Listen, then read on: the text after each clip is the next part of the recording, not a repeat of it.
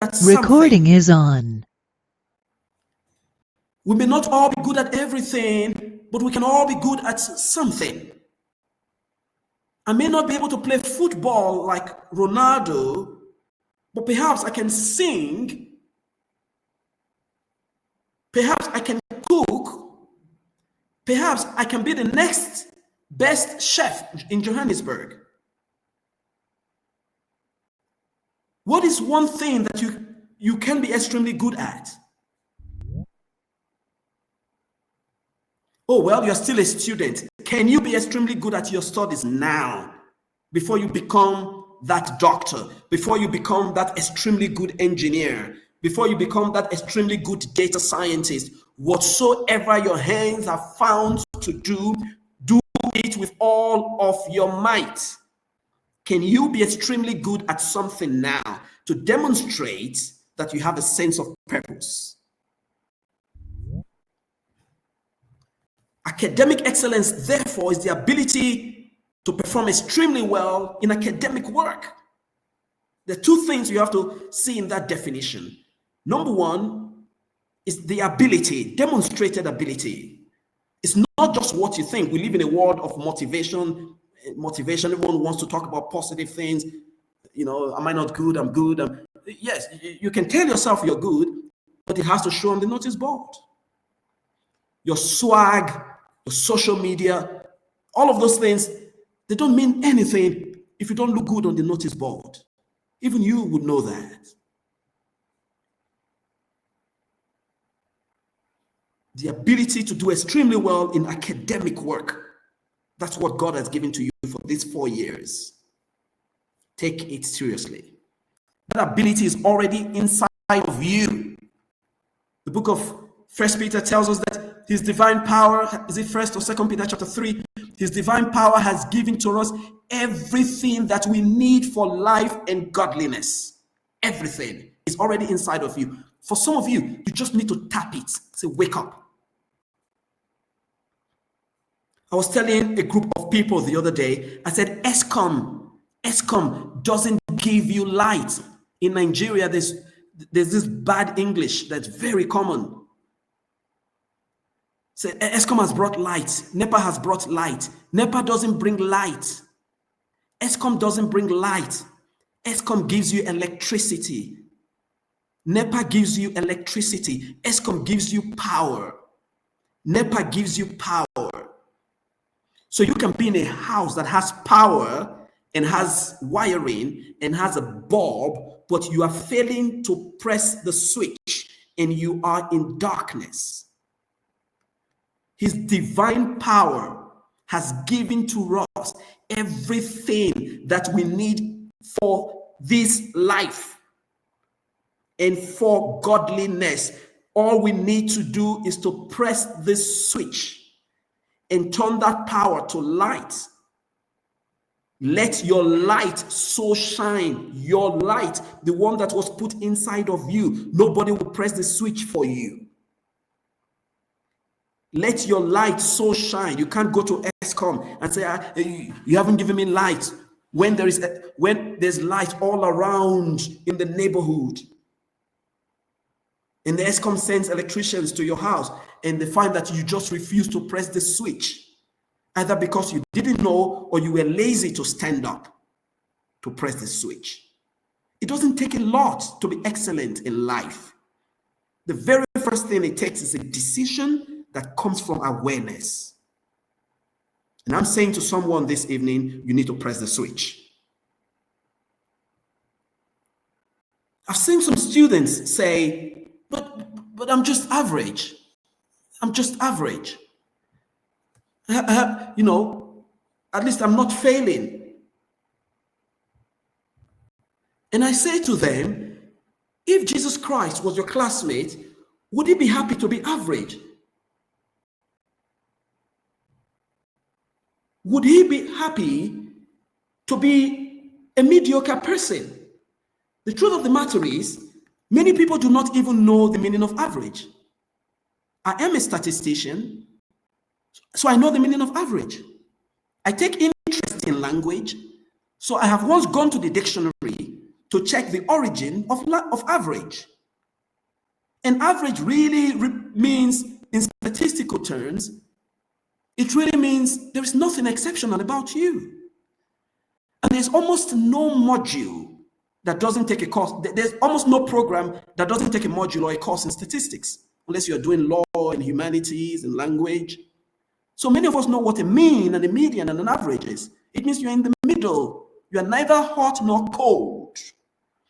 People who are cold, at least they draw attention. People, oh no, he's failing. Let's see what we can do for him.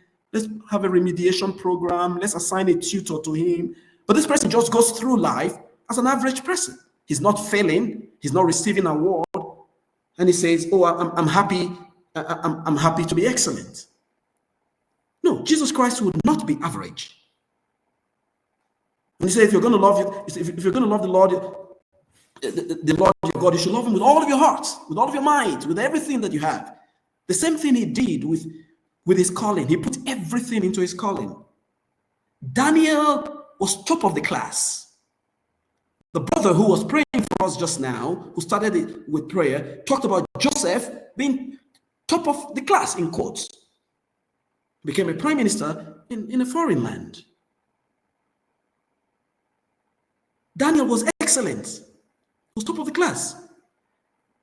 So the Bible tells us in the book of Daniel chapter 5 verse 12 how excellent Daniel was in terms of knowledge and understanding. Daniel 5:12, you can go back and read it. And then you go to Daniel chapter 6 from verse 1 and above, verse 3, from verse 1 to verse 5. And you see the Bible says, an excellent spirit was found within Daniel, explaining what you saw in chapter 5. The reason he was excellent is because he had an excellent spirit. The power I talked about. You see, I think I should reduce my pace. I know we have some disruptions. If you give me 10 more minutes.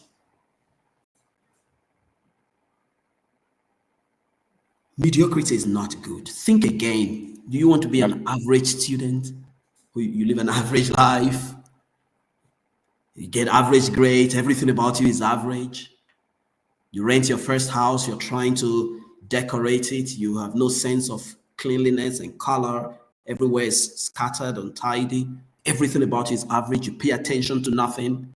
You marry an average woman or an average man, you give birth to average children, you die an average death after living an average life, and you go to an average heaven, which doesn't exist. The Bible says, how excellent is your name, O God. There's no average heaven. Practice excellence from here. The ability to give your best. Excel. I used to say to myself many years ago, and I'm saying it to you now, I was made by a God of excellence, in excellence, for excellence. Therefore, I will give my best wherever I go. I've done the nook and crannies of this country, talking to young students to choose education and choose excellence. And people say, why are you so passionate about South Africa? It's because I'm an African. South Africa has been a blessing to me. I can only give back to South Africa. And in fact, the more I give back to South Africa, the more South Africa gives back to me. And the Bible says, go and replenish the earth. Go and make it beautiful. It didn't say, go and replenish your country or your city. You don't choose where you were born, but you can choose where you live. You don't choose how you were born, but you can choose how you live. I, Braimoh Bello, was made by a God who is so excellent. And he made me in excellence. If you don't understand that he made me in excellence, just check my DNA. Just check how my liver works. Check how my kidney works 24/7. Even German cars break down after a few years, and they don't even work 24/7. But we have a God in heaven who made me in excellence for excellence. I was made by a God of excellence, in excellence, for excellence, not for mediocrity, for excellence. I'm not a mediocre. I will not be a mediocre. I will do my best. When people talk about, oh, there are no jobs, oh, these excellent people don't look for jobs. Well, they may look for jobs, for their first job, but once they seize that opportunity, woohoo, then they're not going back. Give them their first job. Give them that opportunity to demonstrate what they have. I hope you know Daniel was not called upon to interpret dreams only once. I hope you know Joseph was not called upon to interpret dreams only once. They need one opportunity, one. There might be a time lag, there might be a delay, there might be a boss who doesn't like them, there might be a boss who is intimidated by them, but there is a God in heaven whose eyes run to and fro the earth to show himself mighty on behalf of those whose hearts are perfectly before him. Now, I want to run through a few slides very quickly. I would hope not to talk to them not to say a lot about them because of time. I want to quickly give you 8 principles for academic excellence. First of all, I believe I have charged you to pursue academic excellence, but let me quickly give you 8 principles. Let's hope I can take 1 or 2 minutes per principle. Number 1, aspire. Number 2, believe. A, B, C, D, E, F, G. Aim high. Don't aim for mediocrity. A stands for aspire. Stop thinking 50%. God wants you at the top. The higher you go, the cooler it becomes. Well, don't get me wrong. It can be hot in some ways. We saw President Cyril sitting with Trump, the demands of leadership. It was not an easy conversation. Leadership is tough, don't get me wrong. But you're not going to be struggling you're not going to be negotiating the price of bread. You're not going to be going from one shop to another, comparing the price of baked beans. This baked beans is 4 rand, the other one is 4 rand 50. Then you drive all the way to the other shop. That effort of driving to the other shop, put it into your studies now and be at the top. I always say to people, look at these people, these car guards. You see, some of us who are professionals, some people who have degrees, they go to work and they're playing there. They're playing cards, they make no difference. Their boss is not around, they're laughing and playing. Car guards don't do that. They don't do that. They've woken up. Some of them regret they didn't get the opportunity you have. They couldn't go to university. They must take food home. They go there to make a difference. They're working 24 hours. Woza. They're parking cars, not 24 hours. They're working morning to evening. They're not there to play. Those people that wash cars in the malls, if you have seen them, depending on the malls you go, you park your cars, they come to you. They don't play. Because they are now their own business owners. Now they know what life is. And I hope you know what life is now. That opportunities will chase you. It's 20 years in this country. I've gone from one job to another. And every time I've resigned, they said, please don't resign. How much did they offer you where you're going? Can we match it? Excellence transcends many barriers. Many barriers. The barriers of race, the barriers of nationality, the barriers of gender. Oh, you are a foreigner. No, nobody cares that you're a foreigner. Oh no, it's the people who don't have jobs yet that care that you are a foreigner. The employers don't care. Those same people who are complaining about foreigners getting jobs, give them $3 million to open a business. And say, hey, I give you $3 million, open a business. Here is a local, here is a foreigner. This local will work well for you, and this foreigner may not come today and may come tomorrow. He will employ a foreigner. Employers don't care where you come from, especially private sector.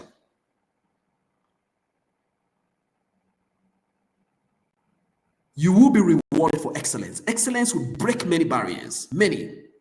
Whether you are black, whether you are white, whether you are male or female, man or woman. I've worked in a place owned by a white man, and I earned more than the white people there. And the head of the HR is a black woman. He will come to me and say, Braimoh, how did you do it, man? You make us proud, you inspire us. How did you do it? So, well, I try to aim for the top, and I'm here to make a difference. And from that place, I resigned to start my own business. Where would I have had the confidence to start my own business in a foreign land if not that I have God? If not that the first job said you did well, the second job said you did well, the third job said you did well, then I started telling myself, oh, okay, maybe I'm really good then.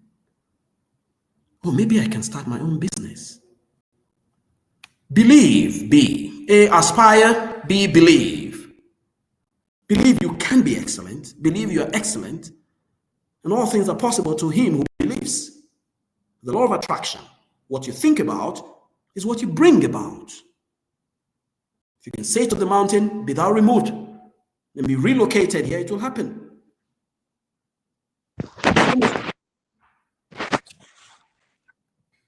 Some of you come from very poor homes. You are the hope of your family. But I've come to tell you, you can move mountains. Choose. Make very intelligent choices. Don't forget to choose. You can choose. To party on Friday or to go to the library, you have a choice. And don't forget that choices have offspring. I say to students, boyfriends are not running away, girlfriends are not running away. Face your studies. It's only 4 years. You graduate at 22. If you got in at 19, 20, you graduate at 24. You have the whole another 50 to 70 years to have sex. There are two things that are such powerful strongholds in the lives of students: sex and alcohol. And social media has now joined. But God is able to set the captives free. If you need help with your choices, talk to some of the leaders of your fellowship. Talk to a brother. Say, I need to make better choices. The choices will come back to bite you. I came to South Africa. I was doing my master's degree at Wits. And the bus will take us, obviously, you all know. Okay, I think UJ goes to Campus Square. Wits goes to Rosebank. I'm not sure where UJ goes. The bus takes us to Rosebank Mall. And I went there once. I couldn't afford this thing. I was struggling to eat. I just told my family, if you can pay my school fees, let me go and do well. I'll get a job. For the entire 1 year of master's degree, I went to Rosebank once. I do some small jobs, get 100 rands, buy my rice and chicken from the mall or Hillbrow there, and I go eat. I couldn't shop in Rosebank those days, but I can shop today anywhere in the world. Make your choices. Your choices have offspring. D, determine. I hope you remember. A, aspire. B, believe. C, choose. D, determine. Never give up. Even when things are tough, don't give up. The 3 rules of determination. Rule number 1, thou shalt never give up. Rule number 2, thou shalt never forget rule number 1. Rule number 3, thou shalt always go back to rule number 1. I don't have the time to tell you my story, but I called a woman today who lost her husband.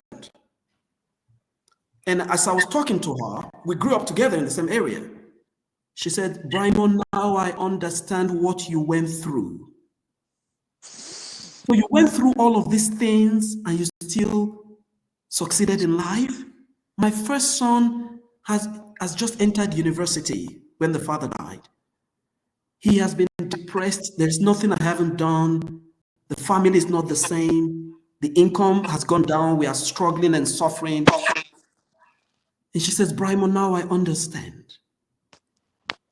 I said, thank God I found Jesus early when I got to university. I pushed wheelbarrow. That's why I have that picture on the left. I pushed wheelbarrow to be able to pay my school fees. at undergraduate level. At postgraduate level, at VITS, I used to type assignment for students. Not these days, everyone has a computer. 2004. People write the assignment, nursing students, they write the assignments with their hands. They give to me, I type all night. And maybe I get 10, 20 rand. And after a week, I have 50 rand. I go to Hillbrow to buy chicken and beef, and I come back. And after the master's degree, I had 7 distinctions. I submitted my thesis in February. Wits University gave me a job in February. And you tell me not to preach academic excellence? And from Wits University, I've just changed jobs until I started my own business. Evaluate. What study techniques are you using? Evaluate where you are. I saw a meme on social media this week. Femi, I'm almost done. I'm on please. I saw a meme on social media this week. Very funny one. I wish I put the picture here. They showed the face of a white man smiling. And they say, this is the face of a white man when you are apologizing to him, but he's still going to report you to HR anyway. I thought that was funny because anyone who's worked in diverse environment would know that's really true. What has that taught me? That has taught me to evaluate myself. You can't just go around doing all sorts of rubbish and thinking you can apologize. I'm not going to put my life in the hands of that man or woman who gives me a smile, and I wouldn't even say stab me in the back. Maybe he's just doing his job. He will still report you anyway. It's just a cultural thing. I'm not saying it's a racial thing, you know. There are some cultures, you know, if they're not happy with you, they will just tell you. And there are some they will not tell you, they'll just have a smile, they'll still do what they'll do. It's a cultural thing. Evaluate yourself. Don't wait for other people to evaluate you. Examine yourself. Know ye not yourself? Don't go into the exam hall to realize that you didn't study. Call a study partner and review the content. That's what in the context of academic excellence, that's what the Bible was saying. Don't you know yourself? I want to give you 4 techniques quickly. Number 1, have a study partner. Number 2, do 2-4-6. Every day you should study. On a bad day, study 2 hours. On a good day, study 4 hours. On a very good day, like a weekend, study 6 hours. 2-4-6. Start early. Have a study partner and know the best time for you to study. The best time for you to study. For some people, it's early morning. For others, between lectures, they go to the library, they make use of those 2 hours. While some people are playing around, the 2 hours is gone. They don't know what brought them to campus. They come to Johannesburg. I've seen that. People come to Johannesburg, it's so beautiful, they are carried away. Some of, you know, Mercedes-Benz, clubs, BMW, they're carried away. If you're a lady, then the men start to take you from one place to another. It's not your car. Some of these people drop out of school and they're ashamed to go back home. They then get a cashier job in Johannesburg. Their parents think they're still studying. Evaluate yourself. So I'm telling you right now, fix your eyes on the goal. What brought you to UJ, to Johannesburg? Is your studies. All your might. Do it. Fix your eyes on the goal. Organize your life for the goal. If you are not rich, you are not rich. If you only have only 3 pairs of trousers, you have only 3 pairs of trousers. Organize around what you have. Don't pretend to be what you're not. Communicate the goal. Tell your friends, I'm going to be the first graduate in my family. Or maybe everyone is a graduate in my family, I cannot fail them. My mother is waiting for me. My grandmother is waiting for me. Communicate the goal. This is my goal. Say it to everyone around you, let them know. Let's go to a club on Friday. I'll go next week. I haven't studied. Let me finish it. There's nothing, of course, Christians shouldn't be clubbing, first of all. But there's nothing wrong with recreation. Let's go play football. Let's go out and eat. So no, I want to study. There's some no-go areas, and there are some that can be deferred. You can't be born again and be clubbing. They don't go together. Utilize the resources God has given you for the goal. The library. That student in your class who is an excellent student, tell him, teach me this. I don't understand this. Don't be jealous of somebody who can bless you. Humble yourself.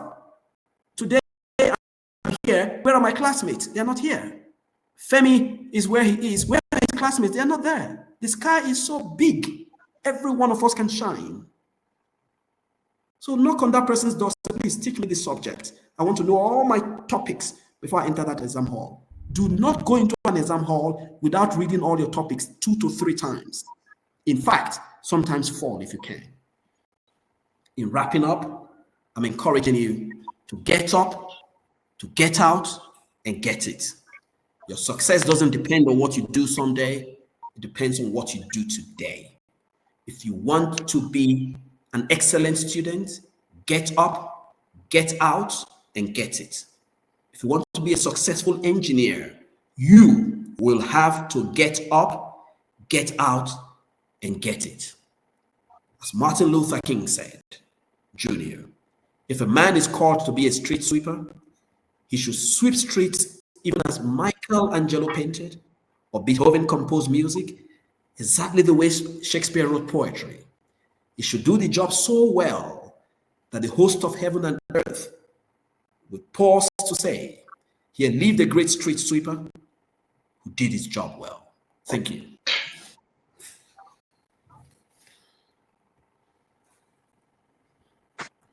Thank you so much, Dr. Braimoh.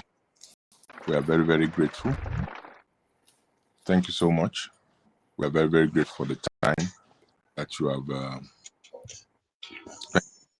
I believe that we will still need to work around it to make sure that we have you face to face and have you as a blessing to more students in UJ. And we are very, very grateful. I just want to quick, and we have about 11 minutes left. Just 4 questions. Anyone that have some questions or some questions quickly? I just anyone with question? Brother Samson is raising up his hand. Brother Samson, Go for it. Thank you. Good evening, everyone. Good evening, Dr. Braimoh. Really appreciate the insightful teaching on academic excellence. And thank you very much, sir, for sharing your words of experience on how to achieve academic excellence. Just briefly, I just want to ask, we find out that in this, my generation, we often take a course that in 2 to 3 years' time, it's the value of the course has no competitive advantage in this growing technology, fast-pacing world. So, what can you advise us that we should do? Because someone studying medicine, we notice that in 4 to 5 years to come, what the person is studying, there is a better equipment that can actually do more than that person is doing. So what can you advise based on your words of experience, sir, as regards to this, on what we should be doing? Thank you, sir. Thank you. I'm sorry I missed your name. Would love to address you by your name. All right, my name is Samson. Samson, thank you for your question, Samson. That's a beautiful question. Yeah, I don't know. I don't know if medicine is a good example, but yeah, you are right. If maybe you're studying medicine yourself, artificial intelligence is really helping us to do diagnosis these days. And I wouldn't think medical doctors and nurses will become obsolete. Perhaps the workload might reduce, but you always need somebody to interpret some of those results. I totally agree with you, generally. So what I think people should do, first of all, let's understand that for most people, for most courses, courses at university. The skills you learn in school, or the knowledge you get in school, is not necessarily what you use in the workplace. It's mostly these technological courses and scientific courses, including medicine, where what you learned in school is what you have to do at work. But look, to be a digital marketer, you don't have to go to university. To be a marketer, you don't have to go to university. So the first thing I'm saying is that the reason we go to university is not necessarily to get a certificate. It's to expand our minds, to expand the way we think, expand our horizon. And once you gain that from university, even if your skills are no longer in demand, I hope you are able to identify two things. Number one, ask yourself, which of the skills that I gained from my course of study can I transfer to this new trending career that's in demand? There are transferable skills. So you have to ask yourself, which skills can I transfer from there to here? I did public health. I'm a medical researcher. But this year, I did a contract for the government. Was it this year or last year? I did a contract for the government. They wanted me to assess the satisfaction of South Africans regarding service provision. That's not medical, that's applied research. I've transferred my skills from medical research to applied research. So you might be an interior decorator and it's no longer in vogue because there are different apps that help with interior designs. But the skills you've learned about colors, client satisfaction, getting into the mind of the client can be transferred somewhere. They may be transferred to digital marketing, or they may be transferred to a different field. So I would say to you, list the skills you have that are transferable. And also then, number two, look for related fields that are in demand now. It's related to number one, but look for related fields that I was just smiling because I'm going for a course very soon on artificial intelligence. And artificial intelligence is very close to data analysis, which is what I do. And I've even looked at the course content of that course, and I have seen that I already know half of the course content. And I was killing myself maybe for the other half. So look for an adjacent field, something not very close to what you study. And number three, upskill yourself. Upskill yourself. I don't advocate for people having 100 certificates. I don't like that. I've seen people submit their CVs for job interviews and they have 50 certificates and no skills. Upskill yourself. Once you get a certificate, be careful and think before you go for a short course. Once you have gone for it, go for it. In 2009, I was in London and there were 68 of us in class for a short course. And I said to myself, all of these people came from Africa to learn this course? Oh, no. I'm going to open a company in South Africa and train on this course. In 2012, I opened my company. Only one course, 2 weeks course, is what inspired me, or at least contributed to the inspiration to open my company. I opened my company in 2012. As of today, we have trained scientists and researchers from 35 countries in 4 continents. Don't heap courses upon courses that have no results. Go for upskill yourself and make sure you kill it with that one course. And then you go again. In fact, I should say to you, after 2009 and 2010, I didn't go for a short course for almost 10 years because I was too busy reaping the benefits of the first one that I went. Another question, please.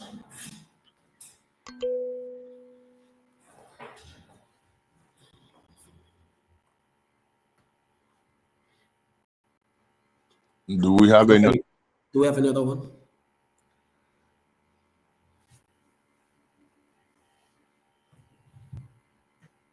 Any other person? Okay. If we don't have any other person, if you have any questions, please you can always pass it across to me. I'll find a way to get it to him. And in terms of the avenue perspectives, in terms of what one can do based on what you are doing, do not hesitate to reach out to me. I will definitely put us in contact with Dr. Braimoh. All I just have to say is thank you very much, my brother. It has been a well spent time. I look forward to us being able to get you in person. And I can see that some people are saying, can they have some of this presentation shared? I don't know. It all depends on him. Yes, I'll send it. I'll send it to you. Okay, thank you so much, sir. Yeah. We really appreciate it. I'll hand over to Roger. I think our time is fast spent. We won't be able to do much because I don't want us to exceed 6:30. Roger James, who is next on our agenda? Thank you very much, sir. It's the closing prayer now. Brother Benjamin, sir. Probably step on behalf of the people that attended, on behalf of the fellowship,